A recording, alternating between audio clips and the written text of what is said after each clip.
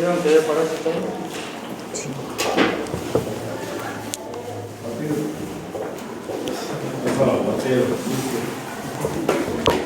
Aquí no juega Boca, si jugaría mucho más importante, independiente del paso, pero Boca. No, hoy sí.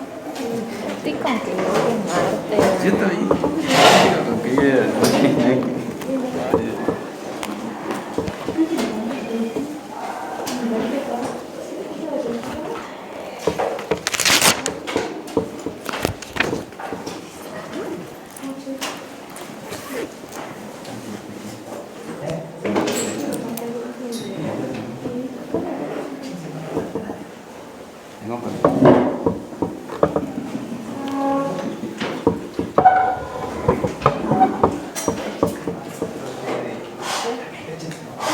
¿Vos te venís para adelante? Sí.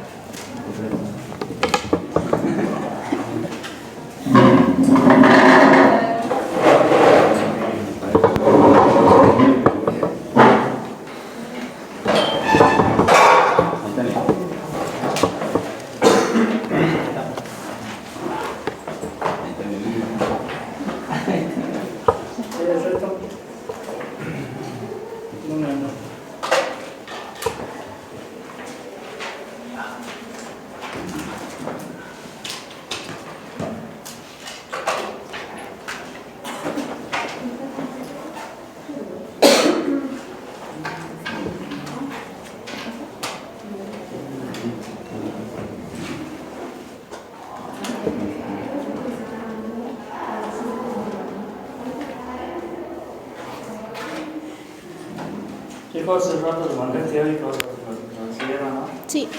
Anoche a la corrida, supuestamente lo habían mandado.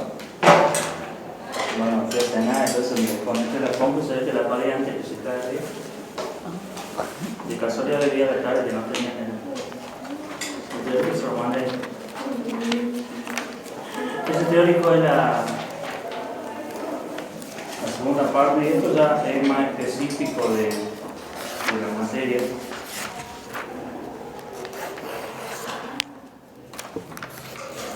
El concepto es que le deben al día. No es esto el último porque ahí se le va a complicar. Va a remendar de poquito, no es tan difícil. Esta sí tiene un poquito más para memorizar que micro por ahí tener cosas más para razonar, pero acá está todo para memoria. Y los que son cortos en memoria, jamás.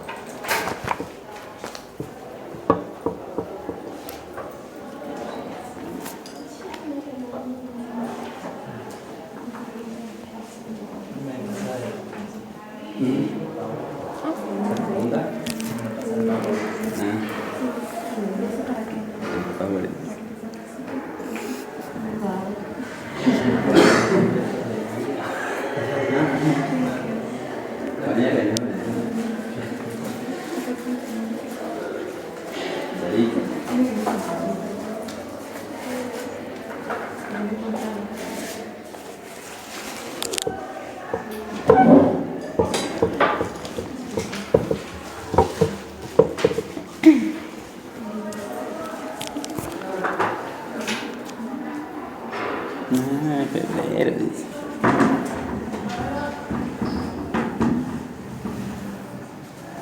Ellas son, ¿quiénes son? Ah, la Samantha. La hija de Aldo. De Héctor. La hija de Aldo. Ah, de Aldo. Sí. Para la Sami. ¿Cuánto en febrero, dice? Uy, se le sube la opinión. 20 minutos. Le digo que vuelve a avisar en enero.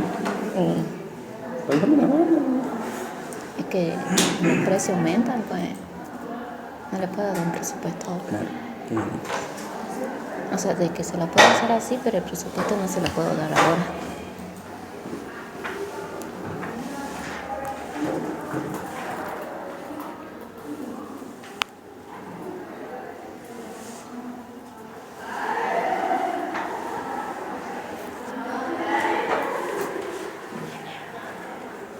Bueno, ¿ya tienen el mano?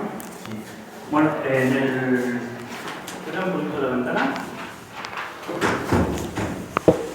En el teórico pasado habíamos visto un poquito lo que era los parásitos en general, cuál era, digamos, el objetivo de la materia, por qué se investigaban los parásitos y todas esas cosas. Y habíamos visto una clasificación que era en base a la ubicación, también tenemos en base al tipo de alimentación que tienen, en base al tipo de ciclo biológico, dónde parasitan, etcétera, etcétera. La clasificación más importante es esta desde el punto de vista taxonómico, significa desde el punto de vista, digamos, de la forma del parásito, del hábitat, de la sobrevivencia, todo eso. Básicamente lo vamos a clasificar en dos grandes grupos. Uno de los grupos es, y esto en base a la cantidad o a la composición celular que tiene cada tipo de parásito, y los dos grandes grupos son uno de los protozoarios o los metazoarios. Los protozoarios son más que nada parásitos unicelulares. Podríamos compararlo incluso con bacterias. Ustedes saben que las bacterias son unicelulares, pero bueno, tienen otro tipo de características en cuanto a la superficie, al tipo de vida, etcétera, etcétera. Y el otro grupo es el de los metazoarios. Y dentro de los metazoarios, o sea, de los protozoarios no tenemos, digamos, subgrupos, sino que tenemos una clasificación en base a la característica de cada subgrupo sería ahí, pero no tenemos una diferencia importante, digamos, en el sentido de que son unicelulares y nada más, digamos. Buenas. En los metazoarios ya tenemos un subgrupo que es el de los helmintos. Y dentro de los helmintos tenemos dos grupos.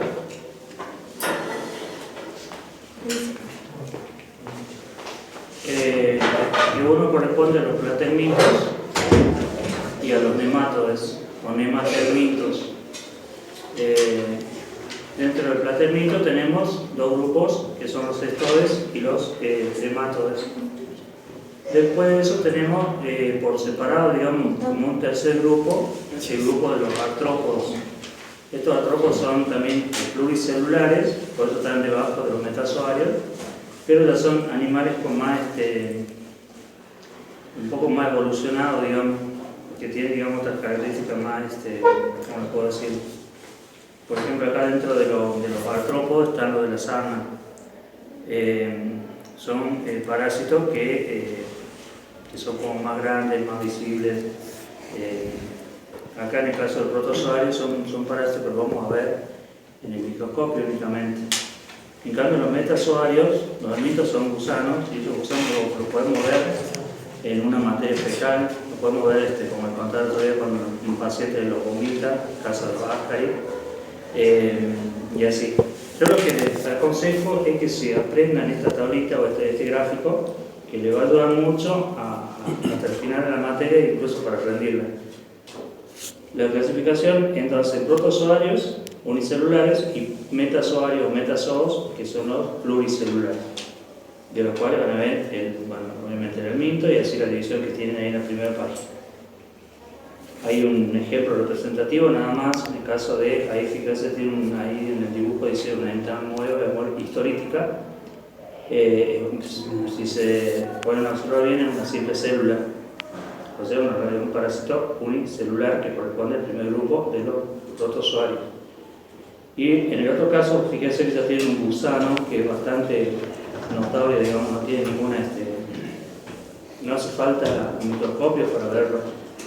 corresponde en este caso, bueno,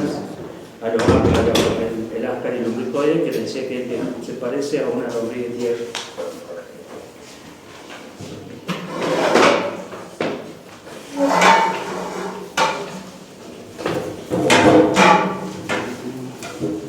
Bueno,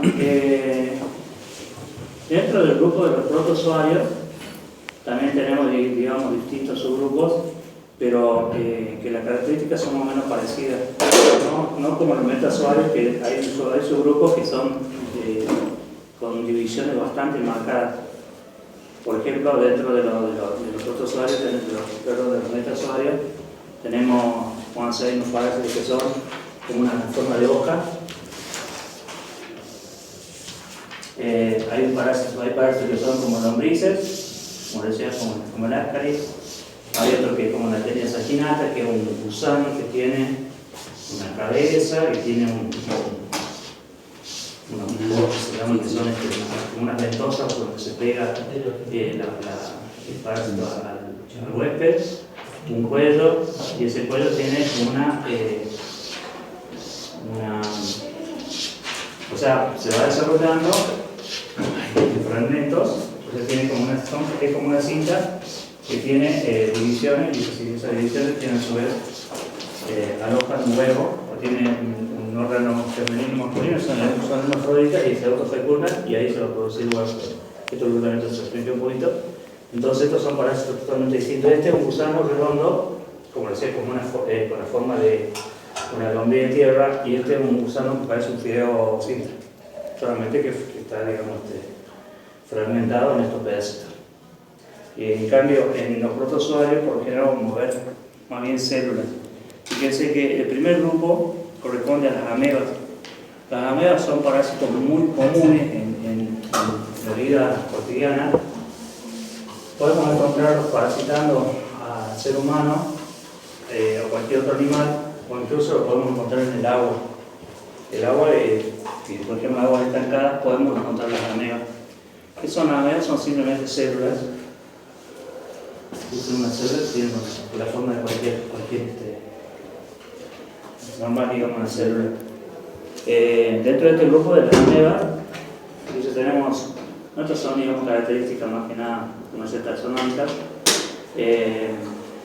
Dice, no tienen pared celular, no tienen forma, emiten pseudópodos, tienen movimientos ameboides, se alimentan por fagocitosis, tienen un tubo digestivo, y el ciclo vital es el quiste y el trofosodito. Ejemplos de estos son la entamoeba bastólica y la amebiasis, o sea, la ameba propiamente dicho. ¿Qué significan todas estas características?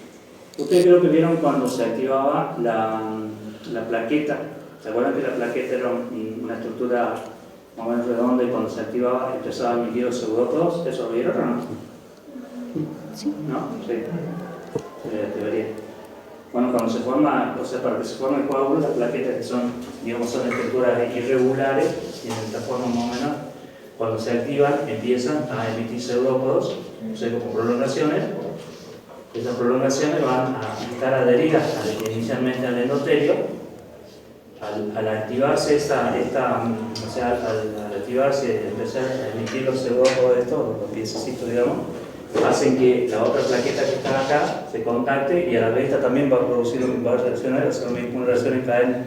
Entonces esta va a emitir el pseudópodos, se va a adherir a esta, y así va a seguir la cadena hasta que van a ir juntando distintas plaquetas con estas prolongaciones, van a formar en conjunto el tapón hemostático, que es el que va a evitar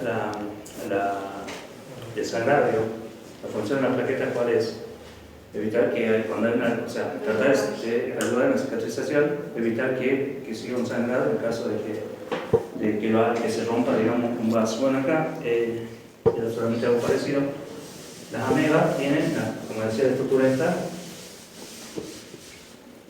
una célula normal, digamos, simplemente un dibujito muy de jardín. Levanté la ameba acá. Esta ameba, ¿cómo se desplaza? Se desplaza, dice, por movimientos ameboides, que significa como que se va deformando, es como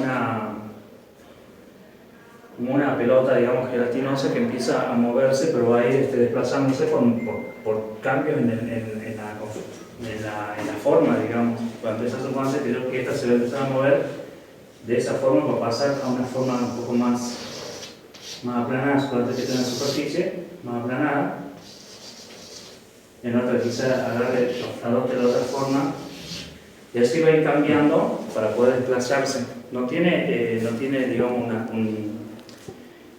¿cómo puedo decir? No tiene un mecanismo como para desplazarse, que es, o sea, no tiene un cirio, flagelo, no tiene pie, digamos, hablando más.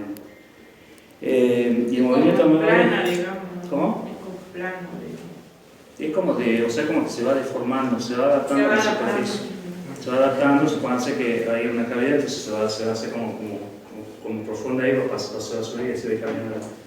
El desplazamiento lo voy haciendo en base más que nada a la membrana de las células.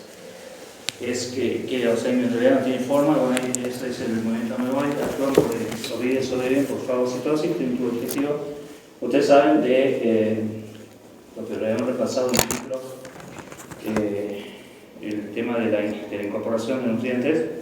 ¿Recuerdan lo que es, no? La fagocitosis? Cuando mataba algo. ¿Cómo? ¿Qué es la fagocitosis? Captada exactamente cuando la célula ingiere alimentos. ¿Qué es lo que hace acá? Por ejemplo, esta célula va a ingerir un alimento. ¿Qué va a pasar? El alimento se va a depositar acá. Va a ir, esta membrana va a ir bajando, o sea, va a ir formándose la cavidad. Va a llegar un momento que esto va a hacer así, va a quedar acá encapsulado el alimento, sería acá. Esto primero se abrió para que entre esta sustancia, esta molécula, y después va a ir cerrándose. Después ya no va a quedar cerrado acá y no va a quedar acá adentro. Eso es fagocitosis, la incorporación de algún nutriente mediante la adaptación, digamos, de la membrana. Y acá van a ser obviamente las células vesículas, porque estos son restos de membrana que van envolviendo y a su vez va a cerrarse justamente para evitar que haya intercambio de material genético entre la célula y el exterior. Cuando ese tipo de ingesta es un sólido, es fagocitosis, y cuando es líquido se llama pinocitosis. Y después son el ciclo digestivo y el ciclo vital, el quiste y el trofozoito. Esto por lo general, los protozoarios, todos los parásitos tienen una forma de resistencia y una forma adulta, o sea, una forma en la que puede estar diseminado en el ambiente o estar en un huésped intermediario donde no tiene, acuérdense que el huésped intermediario el parásito no se reproduce. Entonces, cuando hablamos de la forma de resistencia de un protozoario, vamos a hablar de un quiste. Cuando hablamos de la forma adulta se llama trofozoito. ¿No? En cambio, en los otros parásitos del otro grupo de los metazoarios, ya directamente la forma de resistencia es un huevo. Ese huevo es una célula, o sea, el embrión, que va a estar dentro de una cubierta. Y esa cubierta va a tener distintas composiciones, distintas capas, y van a hacer que van a permitir a ese embrión sobrevivir a las condiciones extremas del ambiente. Supónganse que fueron eliminados por materia fecal del ambiente, esa materia fecal se desecó, le dio el sol, se mojó, lo vio, qué sé yo, todo eso, y esto no le va a pasar nada. Entonces cuando la persona se infecta, o sea, cuando ese huevo ingresa al aparato digestivo, el sistema, digamos, el sistema gástrico, los gases digestivos van a disolver esa cubierta en el pasaje del estómago hasta el intestino, y ya cuando llega al intestino ya va a llevar, acuérdense que el intestino ya tenemos un pH básico. En el estómago tenemos pH ácido, que justamente la función del pH ácido es para digregar todo lo que nosotros incorporamos. Todos los alimentos que nosotros incorporamos son digregados por la parte, tenemos distintas la lipasa, todas las enzimas que justamente intervienen ahí para la digestión. En este caso lo que van a hacer va a ser disolver todo esto. Cuando llegamos al intestino, el intestino hay pH óptimo ya para que ese parásito empiece a desarrollarse. Recuerda que lo tenés que contar con el caso de la tenia. Comíamos un asado medio crudo, nos comemos huevo, el huevo ese está vivo el parásito adentro, entonces cuando llegó al intestino, ahí se va a prender, esto que te decía hace un rato, se va a adherir al intestino y bueno, va a empezar a reproducirse, a crecer de una forma, o si el gusano este se va a empezar a reproducir, a separarse, digamos, madurar, macho y hembra, copulan y tenemos ahí, digamos, los hijitos. Entonces, esa es una pregunta del examen y lo que tiene que tener bien claro, ¿cuál es la forma de existencia de los protozoarios? El quiste. El quiste también tiene una cobertura o una cubierta que justamente lo hace, digamos,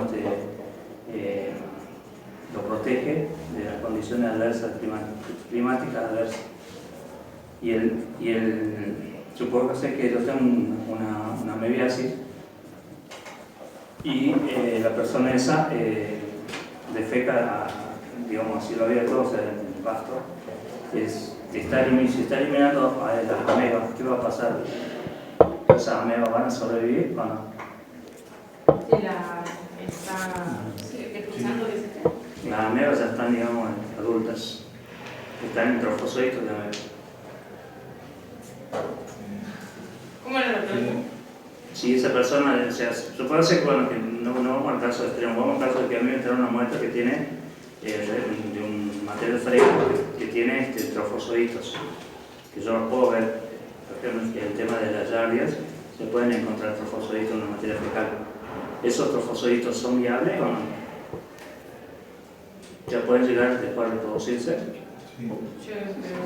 ¿Están en la materia fecal, ya salieron del organismo? No, porque acuérdense, la forma adulta no sobrevive en las condiciones ambientales. O sea, una vez que salió al exterior, esa ameba, esa yardia, lo que sea, ya no puede sobrevivir. Ahora, si le digo que yo encontré quistes de ameba, ¿tengo posibilidad de que ese quiste se propague? Sí, porque va a ser, es más, es la forma infectante. Hay otra pregunta de examen, ¿cuál es la forma infectante de un protozoario? Ustedes tienen que responder. El quiste. Porque si yo me ingiero, incluso yo, no sé, puede estar un alimento contaminado, materia fecal que tiene trofosoditos de ameba, si yo lo ingiero, al pasar por el aparato digestivo se va a destruir ese parásito, porque es totalmente sensible. Ahora, si consumí quiste, ¿me lo infectaron? Sí, porque el quiste puede ser la forma de resistencia. El quiste va a sobrevivir a las condiciones adversas del estómago, donde tenemos un pH ácido que es muy destructivo, corrosivo. Vamos a tratar, ahí vamos a justamente el proceso de infección. Y los ejemplos, bueno, como decía, la entamoeba histolítica, la mebiasis, también, aparte de esto, es muy común encontrarla, el tipo de entamoeba, también está la entamoeba coli, o sea, le puse acá la histolítica, pero la histolítica es la más dañina, digamos, por ejemplo, una parasitosis que produce diarreas sanguinolentas, porque destruye parte de la mucosa intestinal y entonces de esa forma se elimina van perdiendo el paciente la pérdida de sangre y es sangre que en grandes cantidades. Ustedes ven, por ejemplo, una sangre una materia fecal que tiende a marrón oscuro, casi negro, es seguramente que hay una pérdida de sangre. No se hace un estudio que es sangre oculta en materia fecal, pero así a simple vista, si no le hacemos eso, podemos deducir que esa persona está perdiendo sangre. Pero puede ser que tenga una materia fecal con un aspecto normal, pero la pérdida de sangre se está produciendo arriba, o sea, en el intestino, en la parte alta. Usted sabe que el intestino tiene una distancia desde el comienzo hasta el final bastante larga. Tenemos varios metros de intestino dentro de nuestro organismo. Entonces, yo tengo que... vamos al último. Yo por acá tengo un esquema. Tiene esta que le puso una ahí en la página 21. Fíjense que tiene el estómago, después tenemos el duodeno, después bueno, sigue todo ese, hablando del periodo del triperio, y después va a pasar a lo que es el intestino grueso.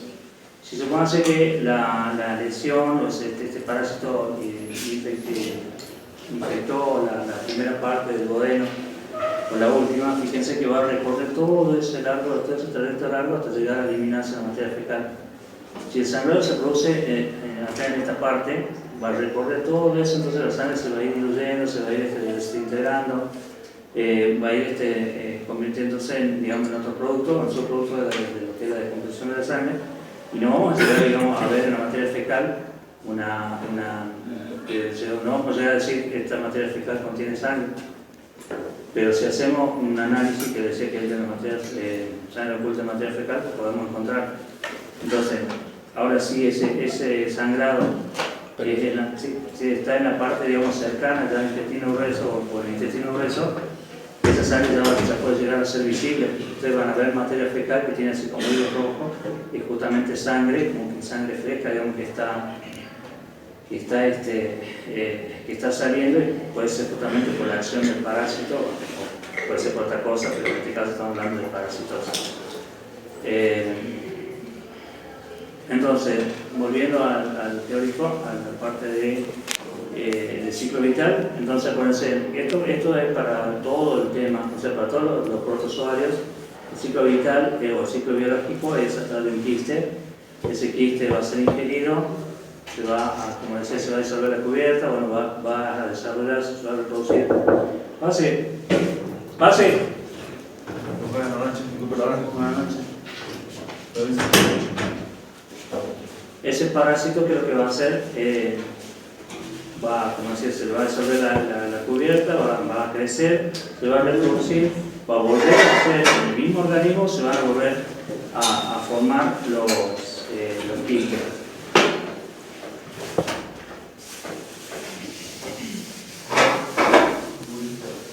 Yo tengo acá, bueno, que esta es la boca, pasó al esófago. El esófago pasamos al estómago, duodeno, vamos por el intestino delgado,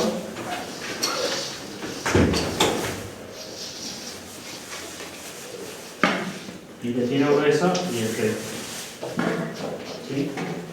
¿Qué pasa con los protozoarios?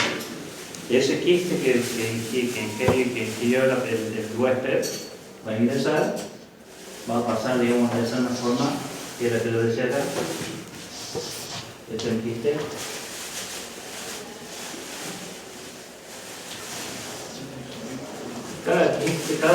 Cada tipo de parásito tiene su característica, el quiste tiene su característica.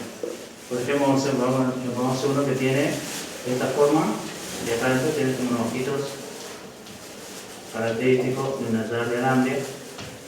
Entonces, esto tiene una cubierta. Entonces, cuando la persona se contamina, digamos, cuando ingiere ese quiste, va a pasar, digamos, en el esófago, ahí se va a ir transformando ese quiste, va a llegar al estómago. En el estómago ya vamos a tener disuelta vamos a tener simplemente esto.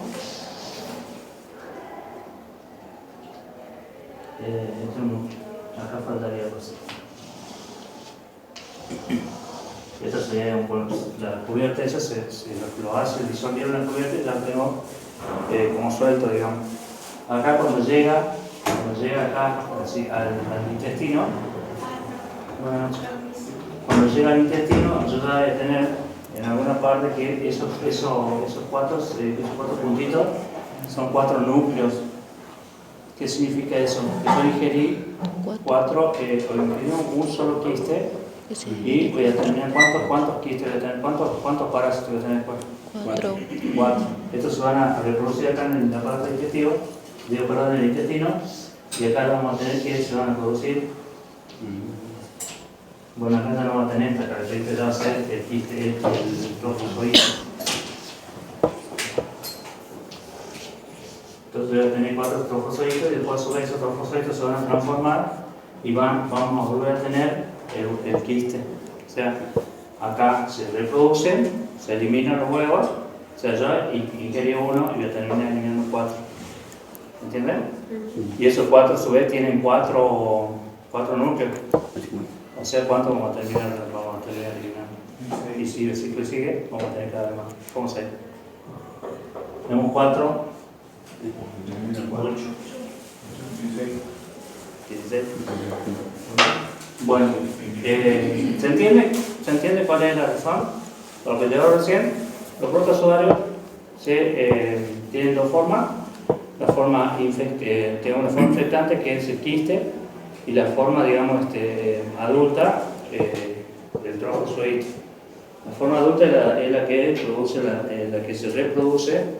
El quiste no se reproduce, simplemente una estructura de supervivencia, o sea, la estructura que le permite al parásito sobrevivir a las condiciones ambientales. Y todos los parásitos que vamos a ver acá, bueno, también recién como superior de paso, habíamos dicho que los parásitos se clasifican en dos grandes grupos.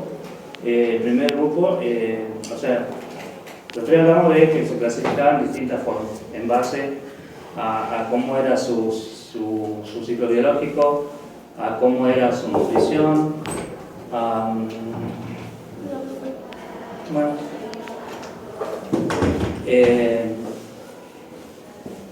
distintas características, digamos, distintos criterios para poder clasificarlos, pero acá estamos viendo una clasificación taxonómica, o sea, más hablando específicamente de tipos particulares de parásitos. Dentro de los parásitos nosotros tenemos los parásitos unicelulares que se llaman protozoarios o protozoos, ahí en el teórico de protozoos, que es lo mismo que protozoarios. Y después tenemos el otro grupo, el más grande, el que vamos a ver, más de la mitad de la materia vamos a ver parásitos metazoarios, porque el protozoario es un solo grupo, tiene un solo grupo que tienen características parecidas. En cambio, los metazoarios son varios subgrupos y cada uno tiene características totalmente distintas una de la otra. Entonces, volviendo al tema de hoy, estamos viendo protozoarios. Los protozoarios se pueden clasificar en distintos grupos. El primero que estamos viendo son las amebas. Las amebas se caracterizan porque tienen movimiento, se llama movimiento ameboide, y lo se lo explico a los chicos, es como un movimiento, digamos, que las células, el parásito se va deformando en la superficie y va, digamos, como se va adhiriendo a la superficie y va cambiando su forma, y así de esa forma se transporta de un lugar al otro. Bueno, ejemplo de esto, decía que tenemos esta nueva histolítica, las amebiadas, etcétera, etcétera. Dentro de las entamoebas, yo le puse estadística, pero estaba contando que, cuando me interrumpieron, que las entamoebas tenemos dos tipos, la coli y la histolítica. Esta que le puse acá, la histolítica, es la más peligrosa porque es la que produce sangrado, que estaba contando cómo nos damos cuenta que había un sangrado en la materia fecal. Como decían, puede ser que nos pidan un sangre cultenese o materia fecal, o nosotros podemos verlo en la misma muestra. ¿Por qué digo esto? Porque ustedes pueden tener una muestra de un copro para hacer parásito. La primera tarea en el laboratorio es hacer una inspección macroscópica. Si ustedes van a recibir el recipiente con la muestra, que ya después vamos a ver cómo se toma la muestra, ustedes van a recibir el recipiente en el laboratorio y van a hacer una inspección macroscópica, se van a analizar todo esto y van a ver si hay algún tipo de algo que les parezca parásito, y entonces van a enfocar a tomar la muestra de esa.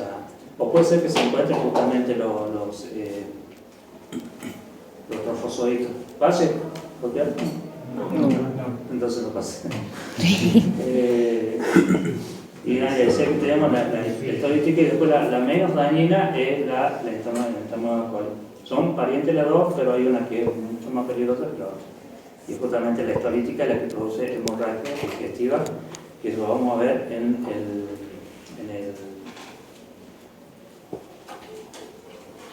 la materia fecal.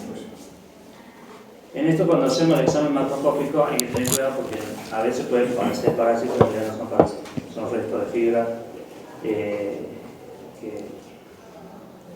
uno va haciendo, digamos, el ojo a medida que va pasando los años. Pero bueno, ustedes no se asustan si ven, porque uno cuando recién empieza ve parásitos por todos lados, y después ya cuando uno se da cuenta ya no hay ningún parásito. El otro grupo es de los ciliados. Entonces el primer grupo es las amebas, el segundo grupo es los ciliados. ¿Qué era, o qué son las cilias o cilios? Pelito. Son como si fueran pelitos. ¿Mm? Como si fueran pelitos. Como si fueran pelitos, más biológicos. Flagelos, ramificación de la membrana. Cilios. Cilio es una cosa, flagelo es otra. Sí, en realidad son prolongaciones de la membrana de la célula. Entonces la célula, si dice que son ciliados, realmente una célula que hay en una página.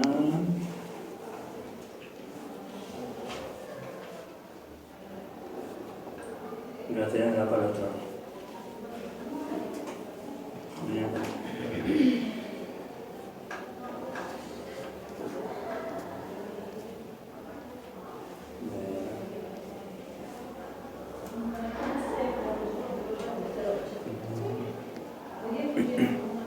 Vale, vamos a estar.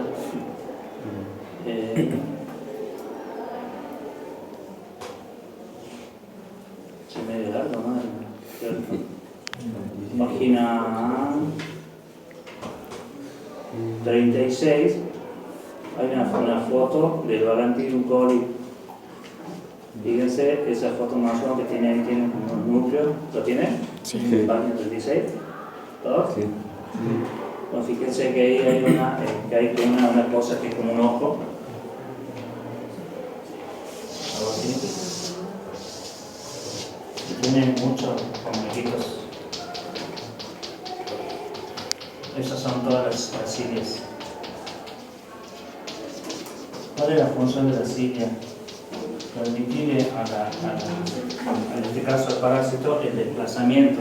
Es como un 100 pies, ¿conocen a los 100 pies? Entonces eso va a permitirle que a la célula transportarse en la superficie y así poder propagarse de un lugar a otro. Bueno, en este caso es un núcleo. Y eso exactamente lo que decía ahí Nadia, es que las cilias son prolongaciones de la membrana plasmática. ¿Y qué es un, perdón, ¿y qué es un flagelo? Es también el medio por el que se moviliza una célula. Una Radical. colita. ¿Qué? Sí, pues. Y entonces, ¿qué se diferencia de esto? Que es uno solo. ¿Quién dio cilia y flagelo? Nadie. El flagelo es lo mismo, nada más que la diferencia entre flagelo y cilia es que las cilias, porque no son muchas, los flagelos pocos. Las cilias son cortas, los flagelos son largos. Un parásito flagelado es por eso que tiene, se puede hacer algo parecido, pero como la Trichomonas vaginalis, que tiene como unos pelitos. El espermatozoide es una célula que tiene un flagelo largo. ¿Para qué sirve el flagelo del espermatozoide? Para moverse. Para poder pegar el susto, ¿no? Sí. Esa es una célula, un parásito que es flagelado. Y este es el ciliado. Volvemos. Entonces, el primer grupo es la ameba. El segundo grupo, los flagelados. Perdón, los ciliados. Dentro de la ameba teníamos la amoeba histolítica y la colis, que es la regala, y las amebas propiamente dichas. Y después tenemos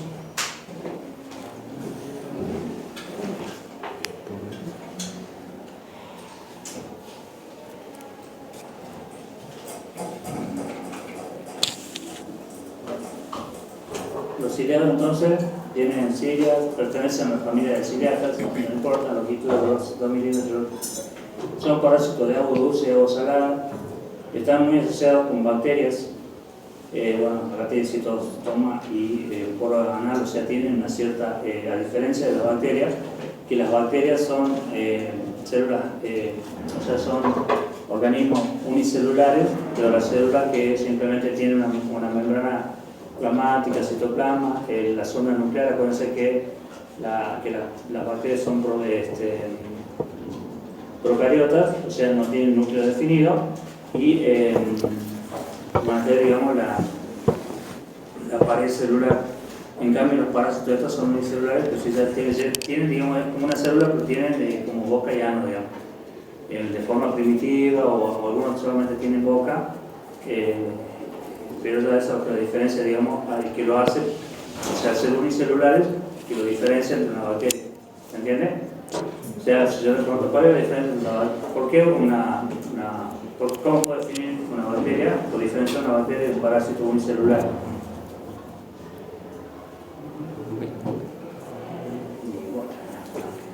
¿Qué es lo que estoy diciendo? El parásito unicelular que tiene, digamos, cierta evolución, incluso llegar a tener hasta un poro anal o un ano, digamos directamente, no es propiamente dicho eso, porque es algo parecido, o un aparato digestivo primitivo. En cambio, la bacteria no tiene simplemente una célula que es una célula procariota, nada más. ¿Se entiende la diferencia? Sí. Por eso lo vamos a poner en el grupo de los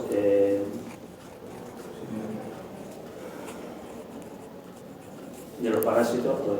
Bueno, acá en el tema de los ciliados, entonces son, obviamente, si son ciliados, tienen la característica por tener cilias. Esa pregunta por ahí a veces para ayudarlo en el parcial o en el final,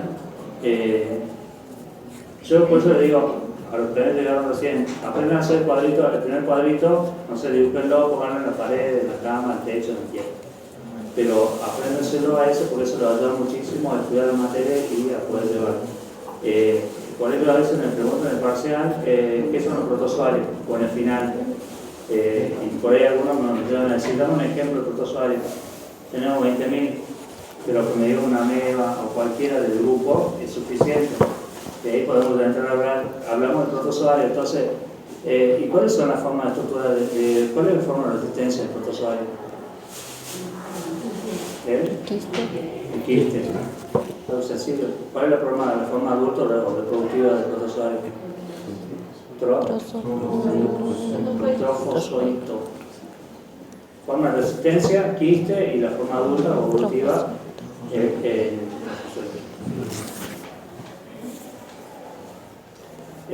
bueno, volviendo al ciliado, el ejemplo es un parásito que se llama Paramecium. Ya lo vamos a ver más adelante si no hay problema. Estoy dando un grupo, digamos,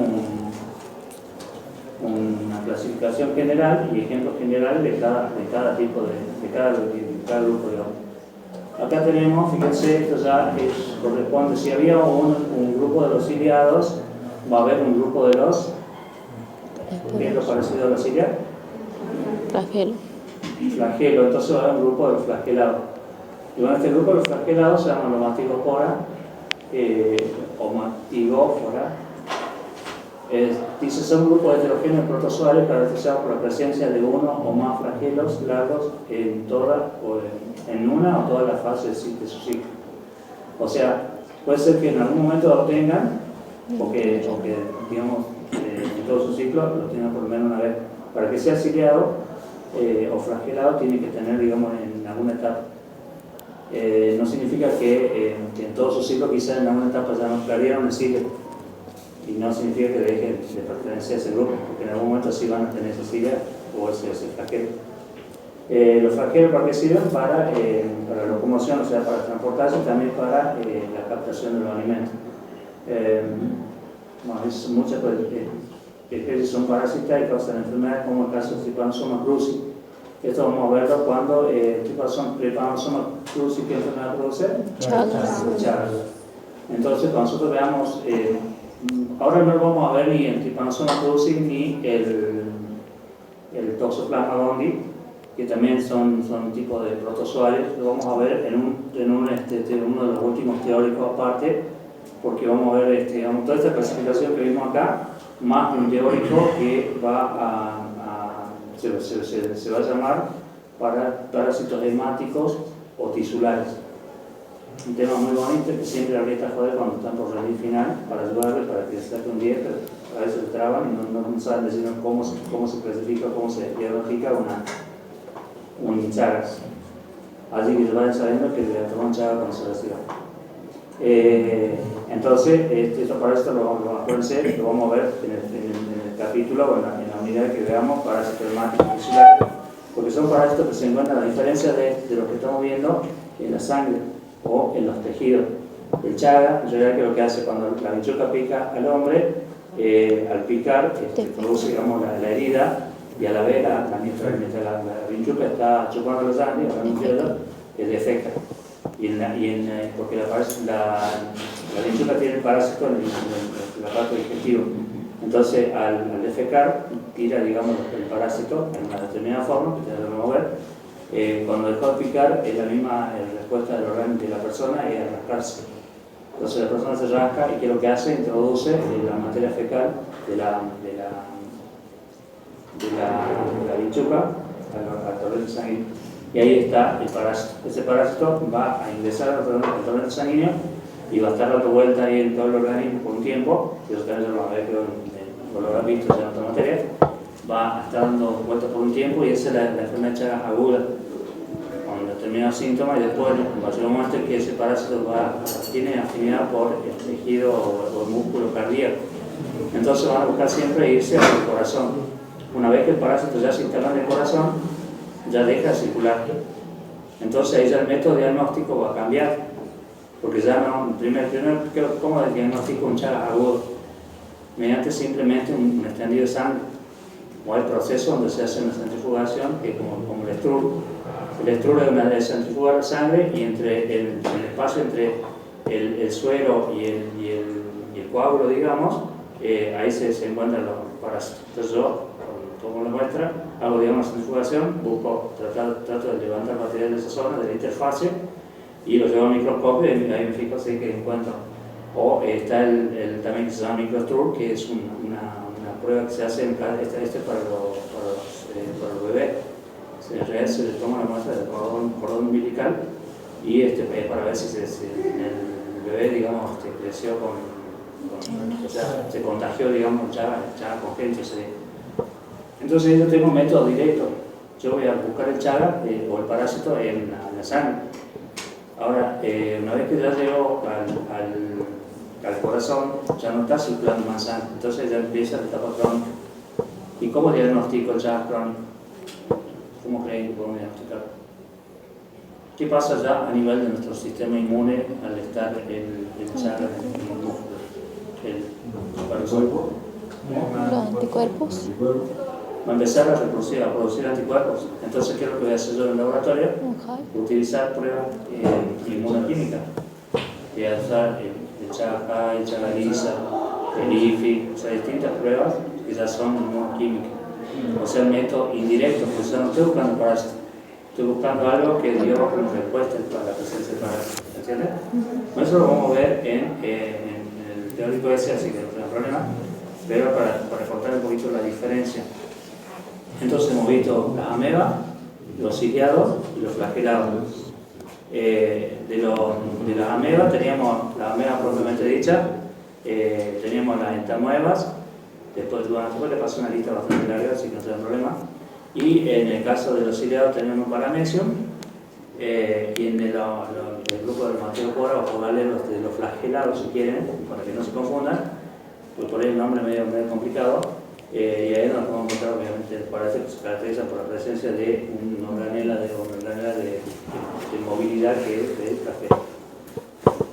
Creo que se encontraban en la sangre eso, ¿no? ¿Cómo? Se encuentran en la sangre eso, ¿no? Sí, pero no solamente en la sangre, un ejemplo, porque también tenemos otros parásitos que son flagelados, como la Trichomonas vaginalis, las tricomonas de distintos tipos que hay. Yardias también tiene flagelos. Bueno, después tenemos los protozoarios. Yo digo, vayan asociando para que no se confundan. Primero tenemos las amebas que no tienen un aparato de movilidad. Después tenemos los ciliados, que las cilias les permiten, digamos, desplazarse o también incluso hasta alimentarse. Tenemos los ciliados. Y después tenemos un grupo más que es de los que no tienen nada. ¿Sí? No tienen ni siquiera un desplazamiento anaeróbico, también forman esporas. Bueno, a veces se llaman esporos suaves justamente porque forman esporas como una forma de resistencia, digamos, dice carece de cilios y flagelos, al menos en la fase adulta. Y bueno, acá tienen el ejemplo de, en este caso, el toxoplasma, que decir que también lo vamos a ver en el otro. El toxoplasma, a diferencia del trypanosoma, es que no tienen un flagelo, que son estructuras alargadas también, pero no tienen flagelo. Tienen una especie de aletas, pero no son flagelos. Entonces, eso es lo que caracteriza a los esporozoarios. Acá les puse un ejemplo. Primero hemos visto una clasificación general de lo que son los protozoarios. Y acá les puse una lista bastante larguita de los principales protozoarios que hay. ¿Qué? 19. 19. ¿Qué página? 19. Sí. Fíjense que tiene una lista bastante larga. Entamoeba histolítica, la dispar, Entamoeba coli, Entamoeba hartmanni se llama, Endolisma snana y Odamoeba bushli. Los nombres son bastante complicados. No se lo voy a pedir tan exacto, pero por lo menos a algunos que represente o que yo sepa, o sea, quizás yo se lo pueda decir cuál es el Entamoeba histolítico, cuáles son las características, bla, bla, bla. Pero que yo me interesa que ustedes por lo menos sepan. Yo le diría que de acá vamos a ver que son como más comunes y son representativas. La Entamoeba coli, la Astrocistis. Bueno, vamos con la lista completa. Entamoeba histolítica dispar, la Entamoeba coli, Entamoeba hartmanni, la Endolisma nana, Odamoeba bushli, Blastocystis hominis, Balantidium coli, Charlia intestinalis, Chileomatics, Trichomonas o Trichomonas. Acá estamos también. ¿Por qué tiene la F, profe? ¿Cómo? ¿Por qué tiene la F? Entre la Y la paréntesis. No sé. Son formas, en el caso de digamos, son como familias. En el caso de la tricomona, tenemos la homini, pero también existen otras. ¿Te acuerdas? Yo te decía que en micro hablábamos de SP. Entonces, por ejemplo, si una bacteria era el nombre tal y SP, significaba que era una variedad de esa bacteria, que no era la única, digamos, puede existir otras bacterias más, pero de la misma familia. Por ejemplo, lo digo, yo encuentro, qué sé yo, algún tipo de parásito y digo, o bacteria y digo SP, solamente estoy hablando del género y no estoy diciendo particularmente cuál es la bacteria. En este caso tenemos lo mismo. De las yardias, tenemos yardia intestinalis, duodenalis y lamblia. Son también tres tipos o sea, dentro de las yardias.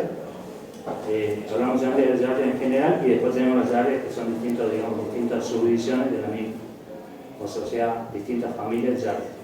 Que sigue acá el Cryptosporidium, Cyclospora, Isospora, Microsporidia.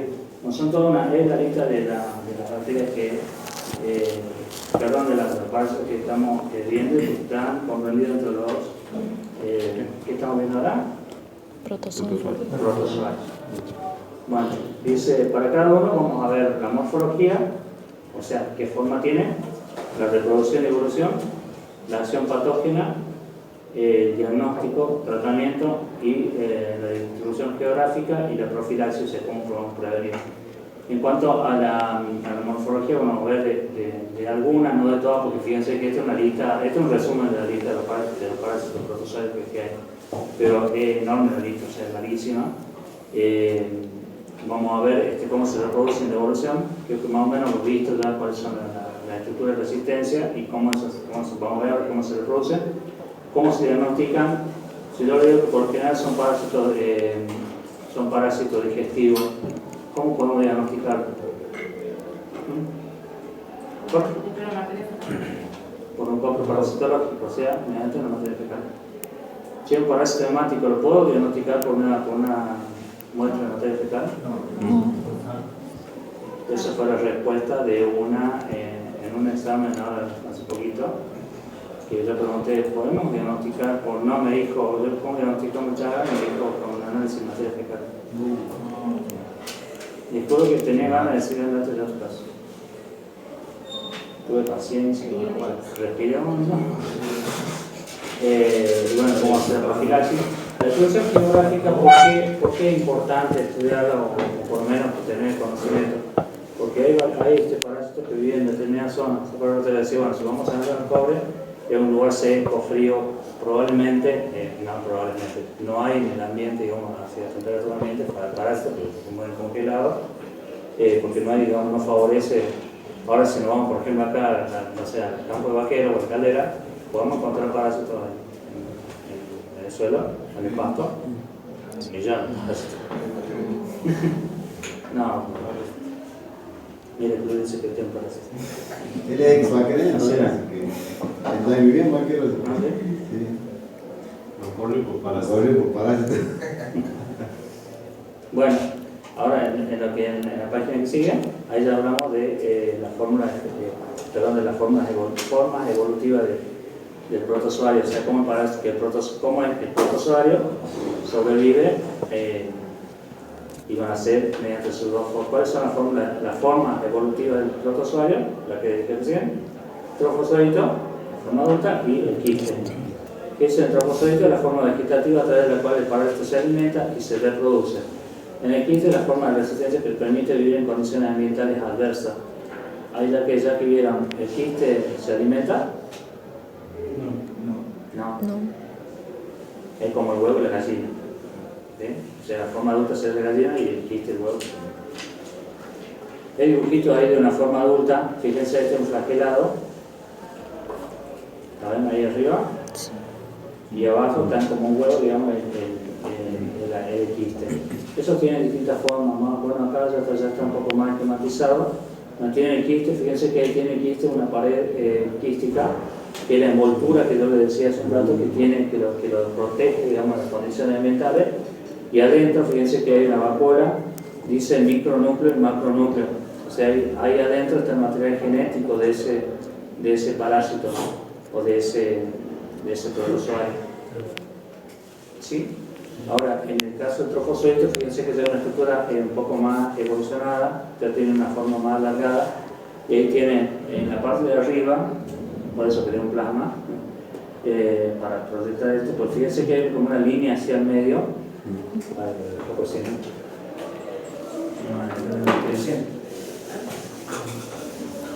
fíjense que tiene un huevito.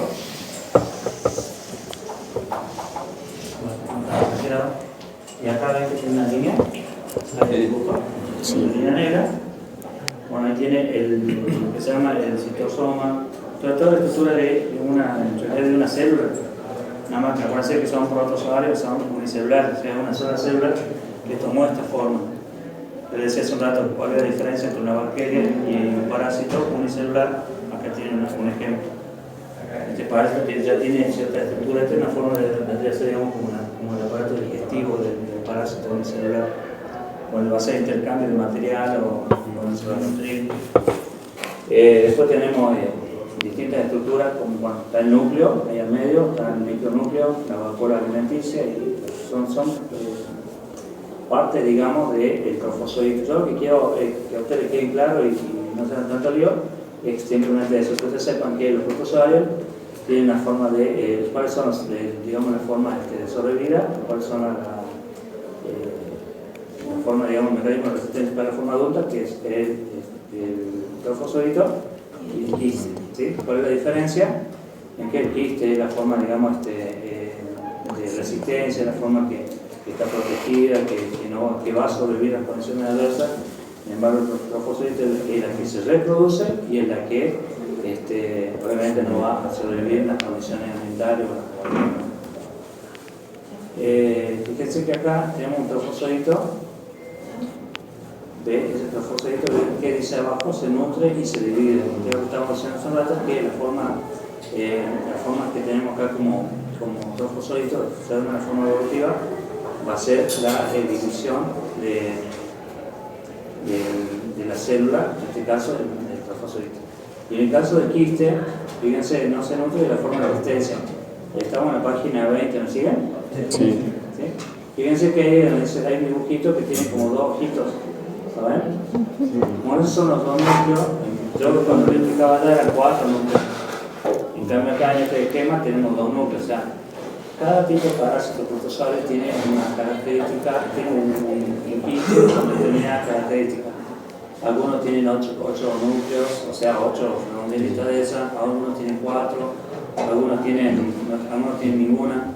Y eso es lo que va a caracterizar digamos, a la hora de nosotros ver el microscopio, para diferenciar entre un protozoario y el otro, porque yo no lo quiero que yo tenga un parásito que esté parasitado por una ameba, a que tenga que ser una entamoeba histolítica, por ejemplo.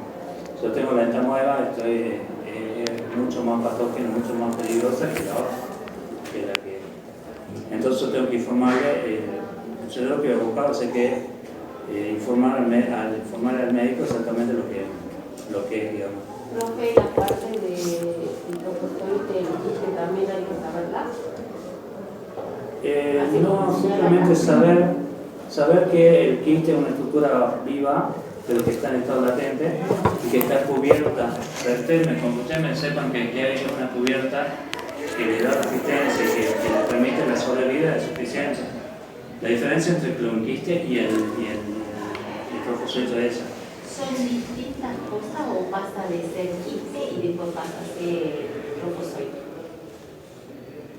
O sea, primero está haciendo una resistencia. ¿Qué opina usted? Primero de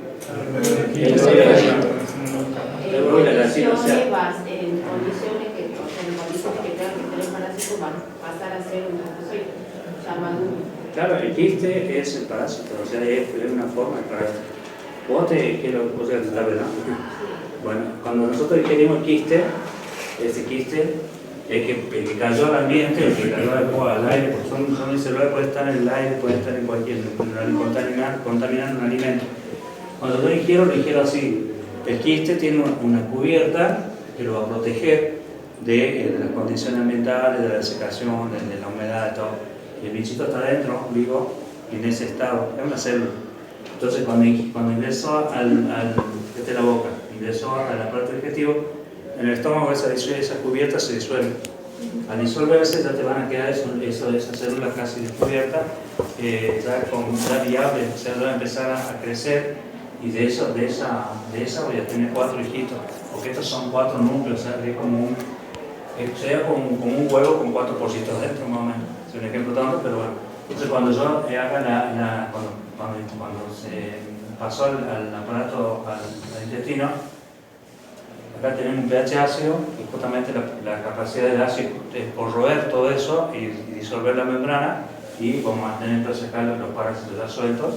Esos parásitos van a convertirse en trofozoitos y ahí se van a reproducir, depende de qué tipo de parásitos sean, tienen un mecanismo de reproducción, siempre como son células y son unicelulares, se van a dividir en 2 células hijas de las mismas características de la madre, digamos. Entonces, una vez que ya en todo el aparato digestivo, ya el adulto volvió a formar el quiste y salió por la materia fecal. Y bueno, ahí contaminó nuevo y volvemos a hacer el ciclo. ¿Se entiende? O sea, el trofozoito es el huevo y el quiste de la gallina. O sea, siempre hacia uno del otro. Es la forma, digamos, también de sobrevivir. Porque si nosotros tuviésemos esto nada más, hay un solo parásito que tiene esta forma que no tiene el quiste, que es la tricomona vaginal. La tricomona vaginal se divide por extinción binaria. Y por eso es un parásito de transmisión sexual.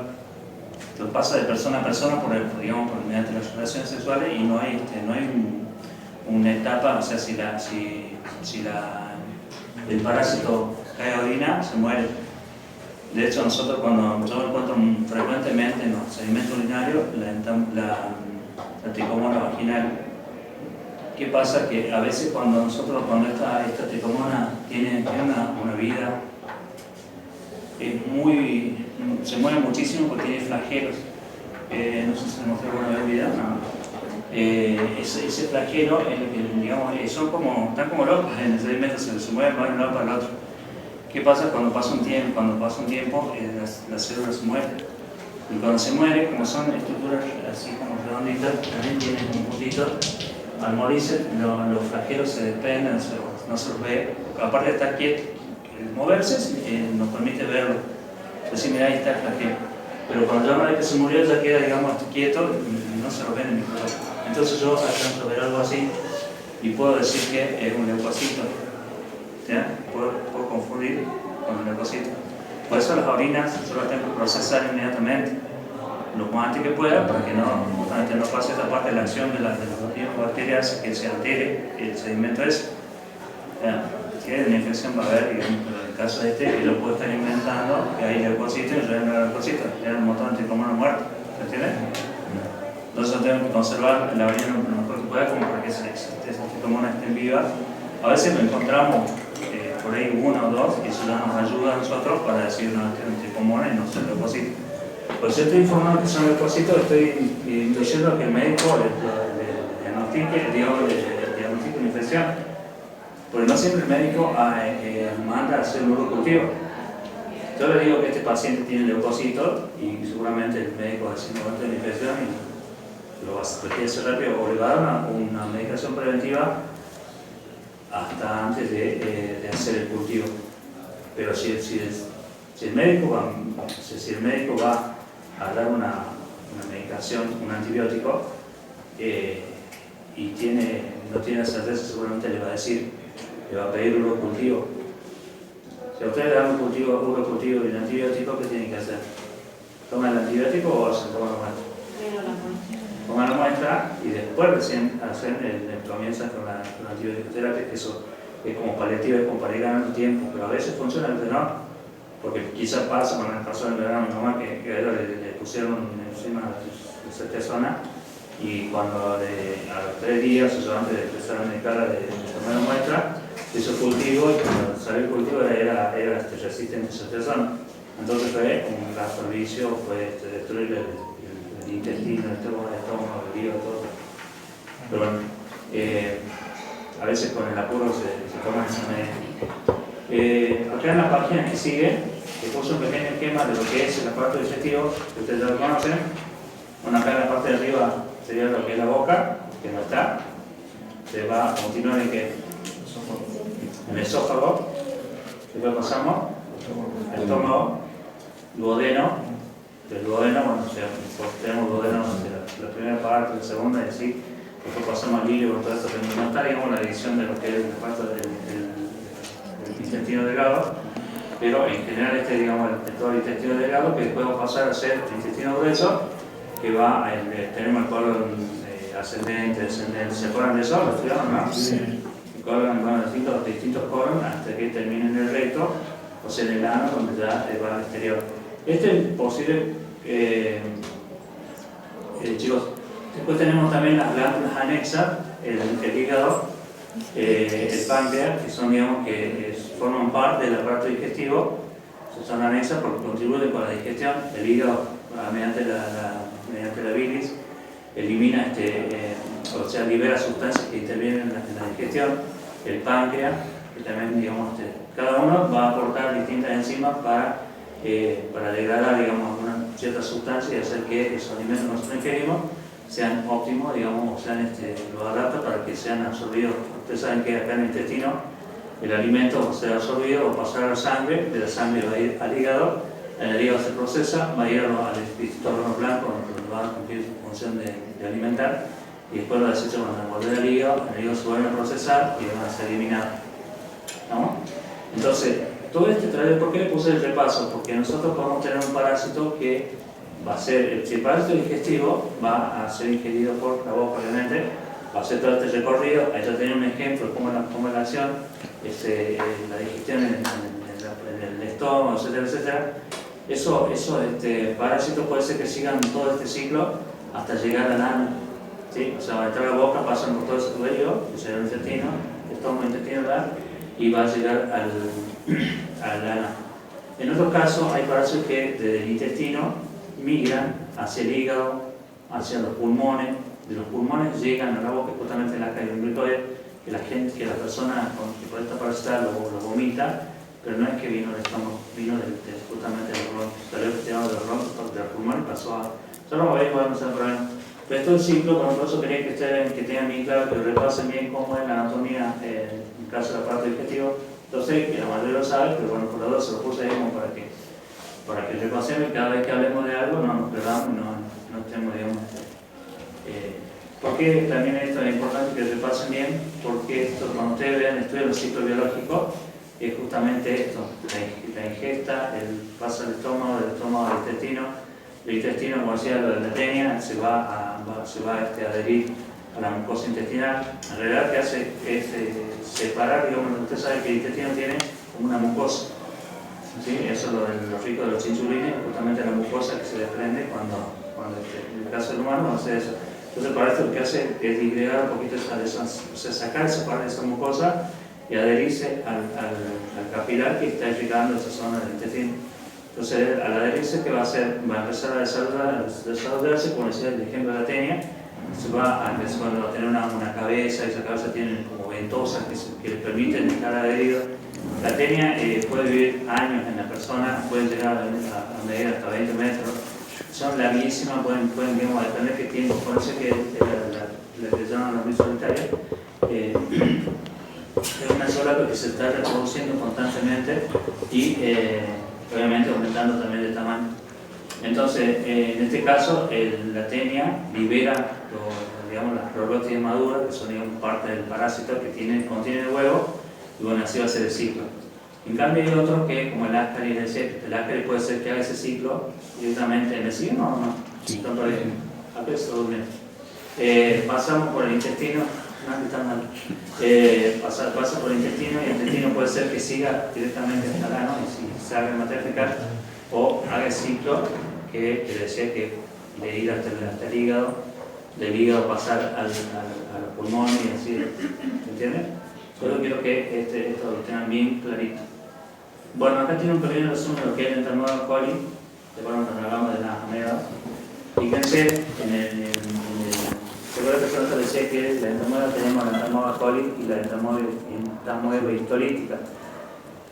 La página 22, fíjense que en la parte de arriba, a ver dónde vamos a empezar. Empecemos en donde dice quiste maduro, que sería el dibujo que está acá en la. Si me puedo dibujar no me termina nunca. ¿Me siguen? Y donde dice quiste maduro. Este quiste tiene, cuántos núcleos tiene. 8. 8 núcleos. Significa que va a tener algo. Y acá dice, esta es la etapa infectante. Acuérdense, la etapa infectante es el quiste. El trofozoito nunca va a ser infectante porque acuérdense que si nosotros lo tragamos, se va a morir en el camino. Entonces, cuando va pasando el tiempo, se empieza a, fíjense que ahí se separó, tenemos 2, 4, 5, 6, 7 núcleos y arriba es como que estranguló, que es un dibujito así como esto. Aprovechemos el dibujo. Algo así. Acá tiene un núcleo y acá quedan los otros 7. Ahí se está dividiendo, está liberando un hijito. Después que se hizo la multiplicación, o sea que se divide eso, ya pasamos a la etapa del trofozoito y, o sea, del adulto, ese trofozoito. En toda esta etapa previa es donde se produjo la división del parásito. Después vamos a tener el trofozoito, ese trofozoito de nuevo se va a enquistar y es el quiste que va a ser eliminado en la materia fecal y así va a seguir el ciclo. ¿Me entiendes el ciclo de Seba? Esto no es tan difícil. Cuando se enquista podemos tener, dice, el quiste maduro. El quiste maduro tiene 8 núcleos, que es el que después vamos a tener acá del otro lado, que dice quiste de etapa infectante. Y acá que dice, de la parte derecha, dice trofoide en quiste, esto sería la materia fecal. Y esta es ¿por qué dice la etapa diagnóstica? Porque la persona está eliminando los quistes y los huevos en esa. Recuerden que hace un rato, cuando comenzamos a decir que hay materia fecal en la que yo puedo encontrar ambas, pero ¿cuál de esas era la viable? ¿O es la viable?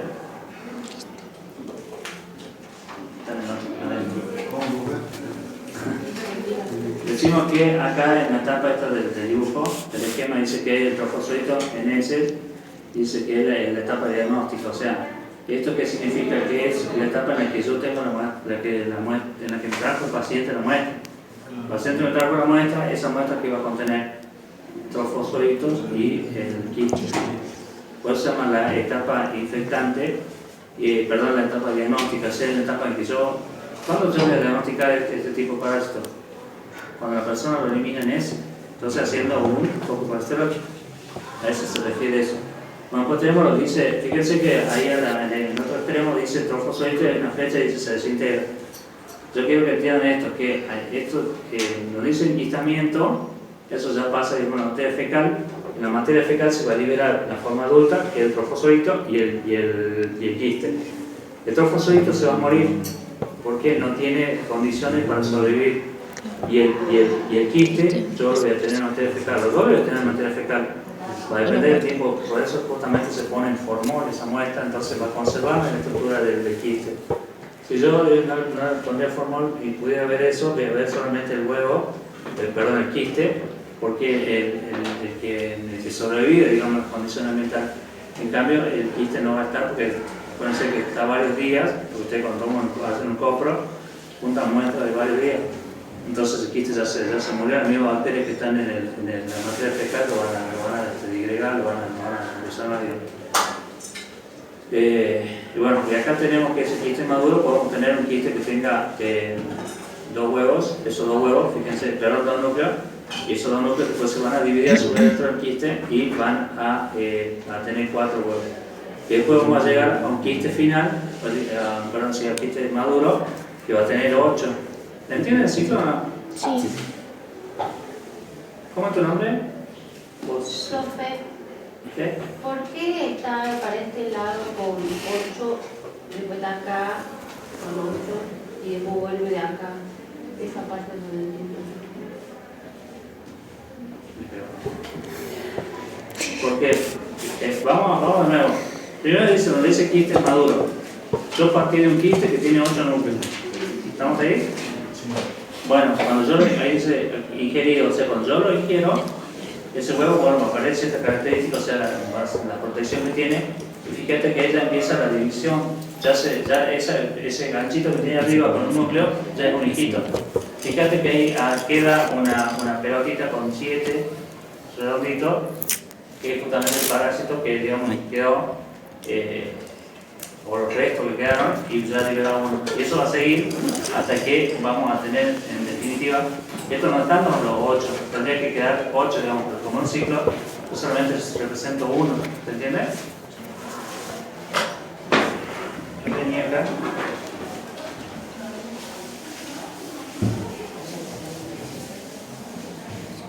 Acá es el punto en el que yo tengo los 8. 2, 4, 6, 8. ¿Sí? Cuando yo me lo morfé. ¿Sí? El paso, cuando ya está acá adentro, ya se disolvió la cubierta y todo esto, ya está el otro dibujito donde tenemos. Acá se me va a separar, porque esto se va a separar, los cuatro son núcleos. Entonces acá voy a tener que me queda 1 con 7, 2, 4, 6, 7 y el 8. Entonces esto ya me va a quedar y se va a ir, digamos, va a ser otro parásito más. En definitiva, cuando yo termine, si yo contaría todo, ¿cuántos parásitos voy a tener? 8. ¿Entendés? Nada más que yo ahí cuando en el esquema, que lo que hago directamente es o uno de estos 8, no lo puedo hacer los 8, es un esquema. Entonces yo de acá directamente ese que me quedó ahí, que era una cosita así, empezó a crecer, a madurar, a convertirse en un trofozoito. Y el que vos tenías ahí cuando está acá, ya está un poco más. El trofozoito, y después el trofozoito se va a volver a enquistar. ¿Entendés? Entonces ahí cuando se enquista va a ser liberada la materia fecal, puede liberarse el trofozoito más el quiste u otro quiste. Entonces nosotros vamos a encontrar en la materia fecal, podemos encontrar los dos o uno solo. Lo más probable es que yo encuentre el quiste de los dos. Yo digo que puedo encontrar los dos. Y si no, ¿cuál es que seguro sí voy a encontrar? El quiste. siempre me encontré quiste. Como le digo, hay casos en los que sí se encuentra el trofozoito, pero por lo general vamos a encontrar el quiste. Y ese quiste tiene características. En este caso, ese quiste que tenemos es así, tiene 8 núcleos. Entonces vamos a seguir otros que tienen 4 núcleos, otros que tienen 2. ¿Me seguí ahí o no? ¿Sí? ¿Seguro? Es simplemente, voy a ingerir huevo, el quiste, perdón. Ese quiste se va a reproducir en 8 quistecitos, esos quistecitos se van a madurar, vamos a convertir en trofozoitos, esos trofozoitos después se van a enquistar, va a volver obviamente a tener 8, pero fíjate que acá abajo, en la parte de abajo está, fíjate que primero aparecen 2 en el maduro, y después ya tiene 4 y al final tenemos 8. Porque se van a ir reproduciendo, aparte son núcleos de una célula que se van reproduciendo los núcleos dentro. Y esos núcleos son los hijitos, digamos. Entonces vamos a tener 2, 4, 8 y al final 8. O volver a hacer el ciclo y ese es el ciclo biológico en general de todo el protozoa. Lo único que va a variar va a ser en la cantidad de hijitos que tengan. Como te digo, algunos tienen 4, algunos tienen 2, algunos se reproducen solamente en los 2 hijitos, en este caso son 8 y eso. ¿Ustedes todos entienden el ciclo o no? Sí. ¿Seguro o no? Sí, que lo explico más. Bueno, ahí tienen. En realidad, cuando nosotros, cuando las células van madurando, yo les dije que tienen una forma adulta, que es el trofozoito y el quiste. Esos quistes no es que se provocan directamente, el trofozoito pase al quiste, o el quiste se convierte en trofozoito. Tiene etapas intermedias, O sea, acuérdense que esto es una redondela. Por eso es que después ahí abajo tiene 1, después tiene 2, 3, así. Y siguen siendo quistes. No, o sea, que una vez que se comenzó a quistar, sí, porque dentro del quiste ya se sigue reproduciendo, pues ya no es que. A ver, el trofozoito se va a reproducir en varios, en cambio el quiste no. El quiste puede reproducirse el núcleo adentro, pero no se está reproduciendo el trofozoito. Entonces no está el trofozoito directamente. ¿En qué estaba? Cuando yo, por ejemplo, para que pase de esto a esto, fíjate que ahí hubo un proceso. ¿Sí? Acá tenemos que este quiste, este trofozoito, para pasar al quiste, tuvo otra etapa intermedia que se llama prequiste. Y ahí tenemos en la página que sigue, si lo vieron, el trofozoito. El trofozoito pasa a prequiste, y ahí de prequiste pasa al quiste inmaduro, y de quiste inmaduro al quiste maduro. Y después vamos a tener el metaquiste, esto ya es una clasificación más fina, digamos. Pero con que ustedes sepan que de quiste pasa a trofozoito, que quede bien claro eso, le alcanza. Y ustedes saben que en ese proceso puede haber distintas etapas que van a llevar del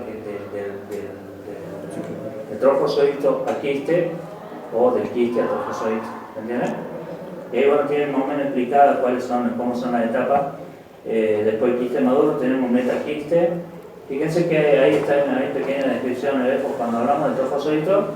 Dice que es una masa mejor y sus movimientos son típicamente lentos, con formación de celulópodos. Creo que hablamos que las amebas tienen justamente el desplazamiento por el movimiento ameboide. Después tenemos el prequiste, dice prepararse con el enquistamiento, el trofozoito expulsa el sustrato celular, los alimentos no ingeridos y su entorno se vuelve más esférico. Que justamente, es como que ese trofozoito se va haciendo como menos largo, porque acuérdense que el trofozoito es largo, entonces se va haciendo menos largo y va tendiendo a hacerse la esfera, justamente que va a ser el quiste. Por eso es que le llamamos prequiste. Y después que tenemos el prequiste, vamos a pasar a un quiste que no está, digamos, totalmente desarrollado, y después va a pasar a un quiste ya maduro, que va a ser el que se va a liberar al ambiente. ¿Entienden? Y bueno, todo en el trofozoito pasa lo mismo. Patogénesis se transmite en forma de quiste viable que llega a la boca por contaminación fecal y del glúteo, el parásito intestinal, viceversa, no patógeno. Estamos hablando de las amebas. dice que el quiste es viable. ¿Qué significa eso? Que si yo ingiero ese quiste se va a reproducir. O sea, es un ser vivo que va a dar, digamos, hijitos cuando tenga las condiciones ambientales óptimas, que es justamente cuando ingresó al este. El caso de las amebas no son parásitos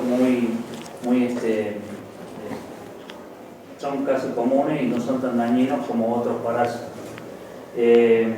Bueno, ¿cómo diagnosticamos? Creo que ya todos lo saben. Por microanálisis puede ser directo a la S, porque esos, como son unicelulares, cuando producen síntomas generalmente se liberan en grandes cantidades en la materia fecal. Porque por lo general lo que pasa es que cuando el médico le llega un paciente con diarrea, puede sospechar de una parasitosis o puede sospechar de una bacteria, por ejemplo salmonella. Al paciente cuando llega a la urgencia, en el caso de diarrea, le va a venir el paciente con un pedido que dice materia fecal, copro parasitológico directo y parásito de materia fecal. Entonces, sí, fecal directo y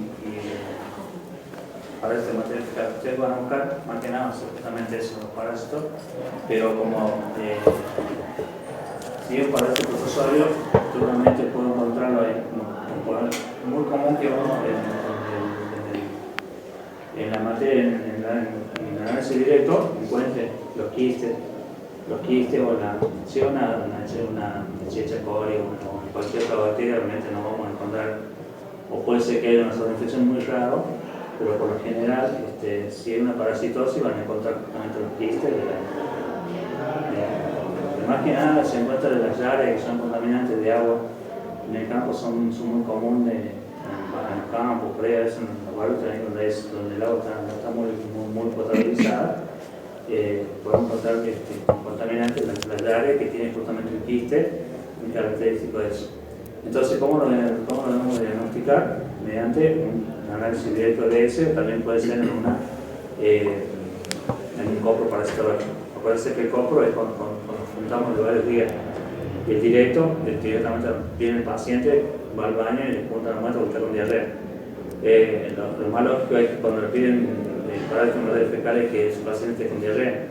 Porque si es un paciente que está defecando normal, creo que no lo van a mandar a hacer el laboratorio urgente, y si lo mandan es como difícil porque ya está sólida esa materia, nosotros tenemos que disolverla y es probable que no vamos en la diarrea, si hubiese parásitos, esos parásitos están bien disueltos, están bien distribuidos en todo lo que es la materia fecal. En cambio, en la materia que está seca o que es más sólida, es difícil, capaz están localizados algunos puntos, pero es muy poco probable que yo los encuentre en la materia, en el sólido, ¿se entiende? Ya, por lo general lo sé cuando pacientes están con diarrea, ¿sí, no? Es difícil. Bueno, puede ser por distintos métodos y también coloraciones. A veces uno cuando, por ejemplo, hace la yarria, puede hacer un extendido de materia fecal, hacer una coloración y con eso se ve en el microscopio también para ver unas características. Y bueno, en cuanto al tratamiento, metronidazol, pero también se puede utilizar otra que se llama clotrimazol. El resto, como yo decía el otro día, no me interesa mucho que sepan, digamos, los nombres de los antiparasitarios, pero sí que sepan que para los parásitos unicelulares hay un tipo de antiparasitario, para los pluricelulares otro tipo. Pero acuérdense que los pluricelulares son gusanos ya adultos, varios, más evolucionados. Y estos son bacterias, les digo, son células simplemente. Entonces es más fácil matar una célula que un grupo de células que no tenemos más resistente. ¿Me entiendes? Sí. Yo creo que quedamos corto tiempo. Pensé que íbamos a terminar hoy todo esto. Bueno, yo les digo que lo vayan leyendo al teórico. La clase que viene seguimos con este tema, aunque tenemos que estar con el segundo. Son siete teóricos que tenemos en parásito. En el parásito, después del tercero, vamos a ver, vamos a hacer parcial. Pero yo más que nada en la primera parte ya les di las características en general de los protozoarios. Todo lo demás que falta son ya protozoarios puntuales. Fíjense que ahí en esta que estamos, fíjate en la página, para vos que no entendí. ¿Cómo te nombre? ¿Mío? Alejandro. Página 24, fíjate que ahí tenemos una entomoeba histolítica. Y ahí tenemos un trofozoito, y después tenemos acá una forma bien esférica, que en vez de tener 8 núcleos, tiene 4. Y esa es una característica que tiene la entomoeba histolítica. ¿Lo ven en la página 24? 24. Esa es la diferencia en el quiste, y obviamente ese quiste se va a convertir después en el trofozoito. Y el trofozoito se va a volver a enquistar y va a dar otro quiste, no el mismo, ¿vale? Va a dar otro quiste con la misma característica, o sea, con 4 núcleos de redondo de 5 a 20 micrones. Después tienen los distintos parámetros para que lo vayan leyendo. La próxima clase repasamos nada más. La página 26, ahí les puse el ciclo biológico. Hay varios parásitos ahí.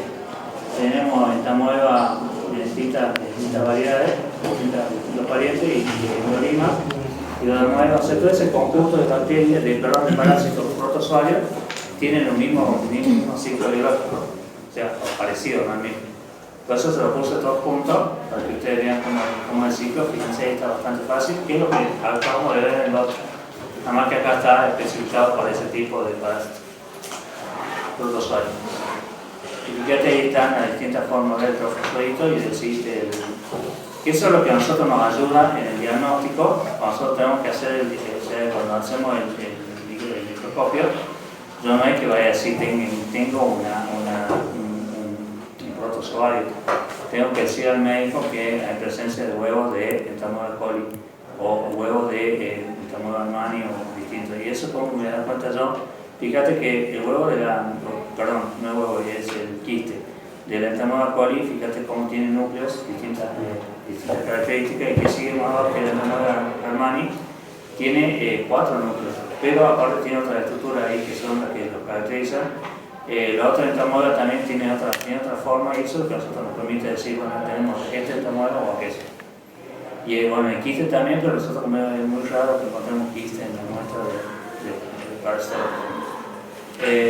Y ahí tienen los demás ciclos, así que se lo dejo para que ustedes lo lean, y nos vemos la clase que viene. Gracias.